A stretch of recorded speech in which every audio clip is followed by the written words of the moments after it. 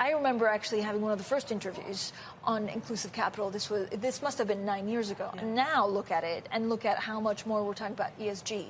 What do you need now to make sure that companies invest in the right way and don't just talk the talk? Yeah, you're so right. You're so right. But remember, 9 years ago, ESG was not even a term. Yeah. It wasn't a thing at all. Yeah. And so sometimes I look at progress and I think, oh my goodness, there's too much virtue signaling, there's too much greenwashing.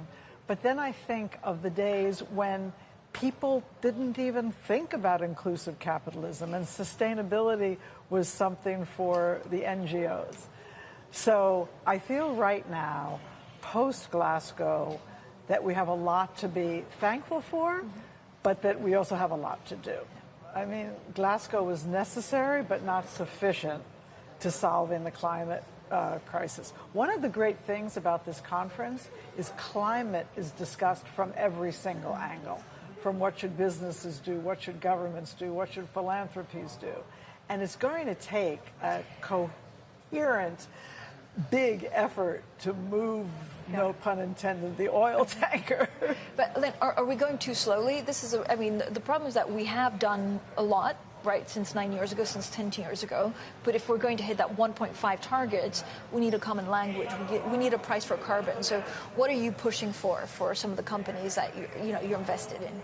Yeah, that's a great question. And as optimistic as I want to be about Glasgow, I mean, we now know that if everything happens out of Glasgow, the experts are saying we're looking at a 2.4.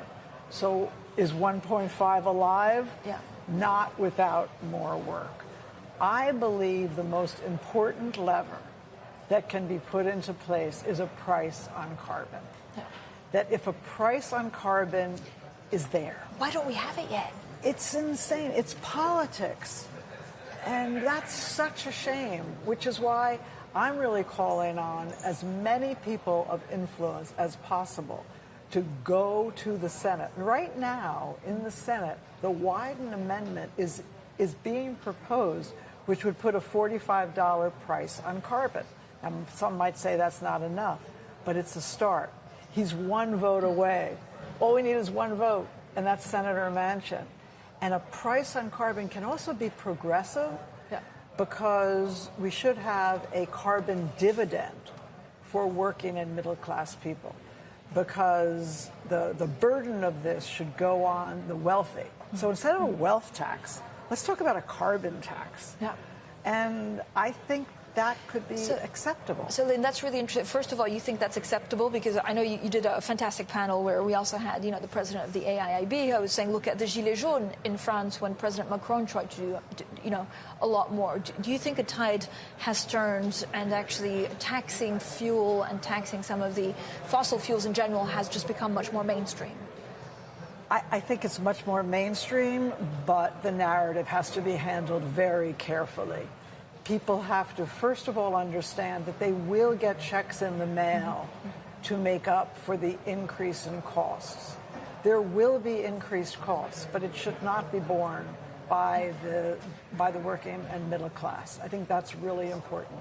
And then the narrative has to be that by doing this, we are turbocharging the possibility for innovation.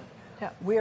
We're going to pay for carbon capture at that point. We're going to go into green hydrogen and blue hydrogen and biomass and all of those things that we might say it would be great for trillions of dollars to be invested in it, but right now they're not economic. So the market doesn't work that way. It'll work that way somewhat, and there'll be people who are willing to invest in wind and solar, even though the returns are slight. But the massive force of the capital markets cannot work unless there's a price lever. But so you think, actually, let's get a price at any cost, even if it's a lower price, because at least we have something and then it readjusts. Yes, I definitely believe that. And that's what Canada is doing. 72 nations and the state of California, New York, they have prices on carbon. And in 2007, John McCain proposed a cap and trade for America. So this is trickled in, but then it goes away. And I mean, I really call on President Biden to do more on this, to do more, be bold. I mean,